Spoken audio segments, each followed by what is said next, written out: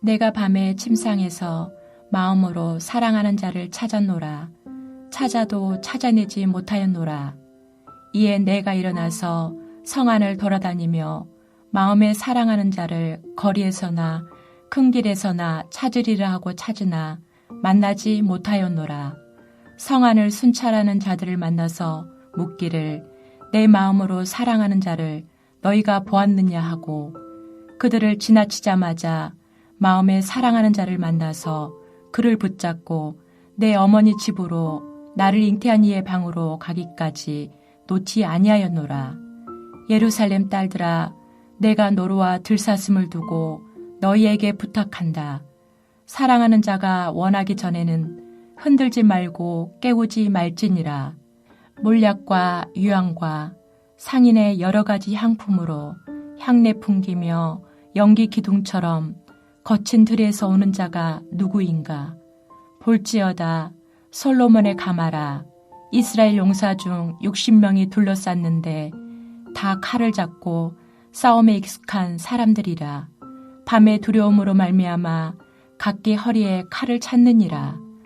솔로몬 왕이 레바논 나무로 자기의 가마를 만들었는데 그 기둥은 은이요 바닥은 금이요 자리는 자색 깔개라. 그 안에는 예루살렘 딸들의 사랑이 엮어져 있구나. 시온의 딸들아 나와서 솔로몬 왕을 보라. 혼인날 마음이 기쁠 때에 그의 어머니가 씌운 왕관이 그 머리에 있구나. 남자의 청혼에 화답한 여인은 이제 결혼식을 앞두고 있습니다. 결혼식이 점점 다가오자 설렘과 기대와 긴장으로 잠을 설치다가 신랑이 사라지는 꿈을 꿉니다. 내가 밤에 침상에서 마음으로 사랑하는 자를 찾았노라. 여기에 대하여 여인은 어떻게 반응합니까? 당황했지만 슬퍼하거나 주저하지 않고 신랑을 찾아 나섭니다. 성 안을 돌아다니면서 거리나 큰 길을 가리지 않고 다니며 찾습니다. 심지어 성 안을 순찰하는 자들을 만났습니다. 밤에 여자 혼자서 집 밖을 돌아다니는 것은 매우 위험한 일이지만 여인은 아랑곳하지 않고 마음에 사랑하는 이를 보았는지 질문하며 찾습니다. 그들에게서 어떤 대답도 듣지 못한 여인은 다시 길을 났습니다. 그러다가 그들을 지나치자마자 신랑을 만납니다. 그를 만난 여인은 그를 꼭 붙잡고 신방이 꾸며진 내 어머니의 집으로 돌아갑니다. 아마 이 일이 현실에서 일어났다면 여인은 사랑하는 남자를 찾기 위해 남자가 있는 부모의 집으로 갔을 것입니다. 그런데 여인이 성읍의 거리와 광장에서 찾았다는 것은 혹시라도 사랑하는 남자를 잃어버릴까봐, 결혼을 하지 못할까봐 염려하고 긴장하는 마음을 보여주는 것이라고 말할 수 있습니다. 사랑이 커지면 이 사랑이 행여라도 깨질까봐 두려움이 생기는 것입니다.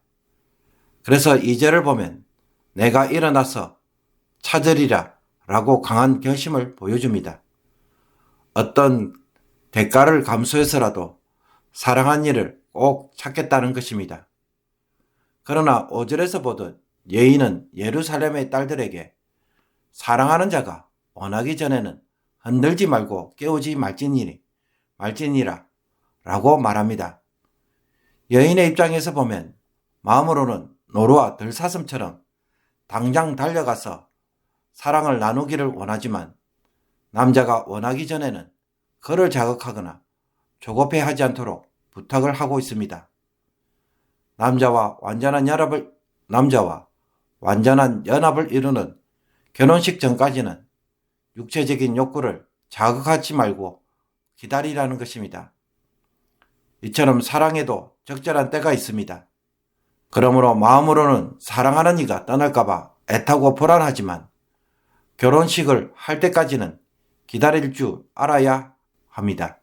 결혼을 통해 사랑을 나눌 때가 가장 아름다운 것입니다. 이것을 볼 때 사랑은 어떤 모습을 보여줍니까? 사랑하니까 때론 불안할 때도 있습니다. 사랑이 너무 좋으니까 행여라도 잃어버리면 어떻게 되는가 라는 걱정이 찾아오는 것입니다. 결혼을 앞둔 신부의 마음입니다. 그러나 이런 조바심과 불안으로 인해 상대방에게 자극하고 독촉하면 어떻게 됩니까? 두 사람의 관계가 얼마든지 깨어질 수 있음을 보여줍니다. 내가 사랑하기 때문에 내 중심적으로 모든 것이 돌아가기를 바라는 마음은 항상 조심할 필요가 있습니다. 이런 점에서 술라미 여인은 마음으로는 빨리 결혼식을 통해 하나가 되기를 바라지만 조급함을 내려놓고 기다리는 마음을 가지려고 애를 씁니다. 사랑은 상대방이 스스로 원할 때까지 기다려주는 것입니다. 내가 이만큼 해주었으니 당장 이만큼 받아야 한다고 한다면 그것은 사랑이 아니라 독촉이고 강압이 될 수 있는 것입니다. 이만큼 사랑하면 그만큼 사랑받기를 원하는 마음에 내가 집착해서 스스로 상처받고 마음을 닫아버린 일은 없습니까?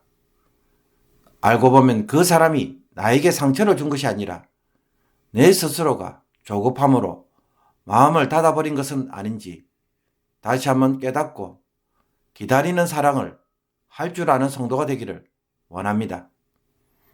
결혼을 약속한 신랑이 오지 않을까봐 마음을 졸이던 여인의 걱정과 달리 결혼식 날이 되자 신랑이 어떻게 등장합니까? 몰약과 유황과 여러 가지 향품으로 향기를 뿜으며 거친 들에서 사람들이 먼지를 일으키며 점점 다가옵니다. 신랑과 함께 결혼 축하 행렬이 오고 있습니다. 이스라엘 용사 중 60명이 칼을 차고 솔로몬 가마를 둘러싸고 호위하고 있습니다. 밤에 기습이나 공격에 대비해서 허리에 칼을 차고 있는 것입니다. 이스라엘의 결혼식은 밤에 하기 때문입니다.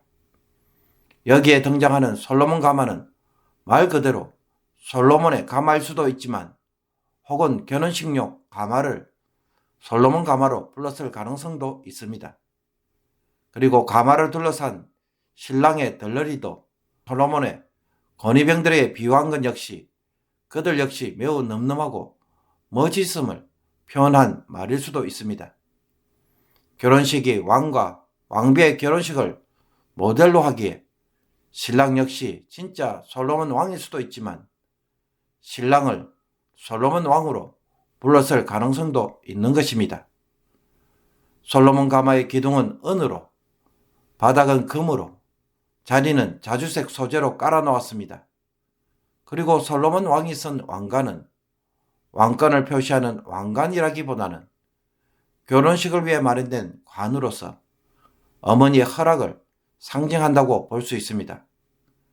그러므로 여인의 불안과 염려와 달리 신랑은 결혼 약속을 반드시 지키고 아름답고 위풍당당한 가마 행렬로 신부를 찾아오고 있습니다. 사랑하는 성도 여러분, 결혼식은 두 사람의 사랑이 아름답게 결실을 맺는 모습입니다. 물론 결혼 이유도 중요하겠지만 결혼식을 하게 되었다는 것은 두 사람이 드디어 마음에 나의 남자로, 나의 여자로 받아들이고 책임을 지겠다는 서약입니다. 사랑의 고백과 결심의 열매인 것입니다. 그러므로 가장 아름다운 모습으로 왕과 왕비처럼 화려하고 멋있고 아름다운 향기와 늠름한 왕의 호위 군사들의 보호 아래서 기쁨으로 결혼식을 시작하는 것입니다. 하나님이 우리에게 기대하시는 사랑의 관계도 이와 같습니다.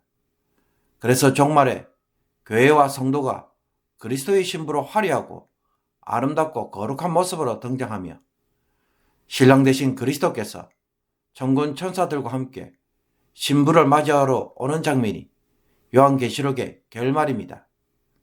이와 같은 사랑으로 두 사람이 하나가 되는 것은 사랑이 누리는 최고의 행복인 것입니다.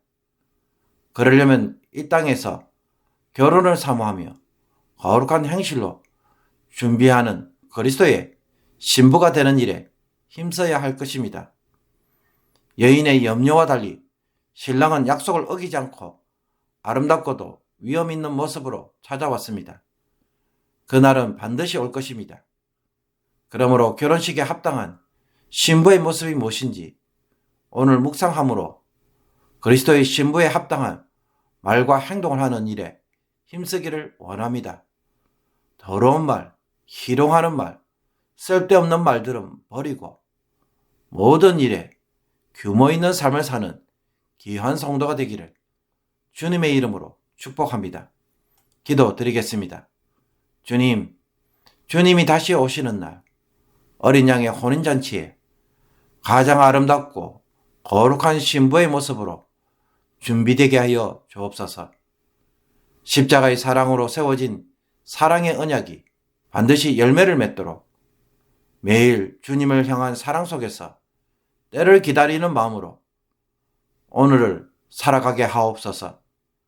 성급함과 조바심으로 사랑을 강요하고 당장의 결과에 집착함으로 사랑 아닌 강압과 비난과 원망으로 사랑하는 자가 되지 않게 하옵소서.